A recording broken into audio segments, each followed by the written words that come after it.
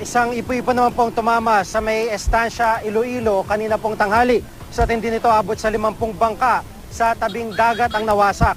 Ayon po yan sa lokal na pamahalaan. Nagkataon namang high tide, kaya malalaki rin ang alon doon.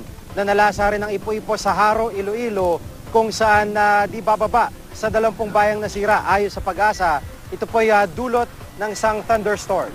Sa datos po ng Weather Central, mas malalakas na pagulan ang inaasahang bubuhos sa malaking bahagi ng Mindanao, partikular sa Zamboanga, Coronadal at General Santos City.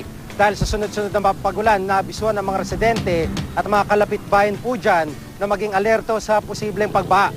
Mas mainang ulan naman ang mararanasan sa Visayas, lalo na sa tanghali at hapon. Bukas magiging mas maliwalas naman ang papawirin sa Luzon. Pero asahan pa rin ang pag-ambon, lalo na sa northwestern section nito at ilang bahagi ng Bicol Region. Sa Metro Manila, mas malaki ang tsansa ng ulan sa umaga. Mababa naman ang tsansa ng ulan sa tanghali at hapon. Inaasahang papalo sa 39 degrees Celsius ang init factor o damang init. At para po sa karagdagang weather update, punta lang ang website o Facebook page ng GMA Weather.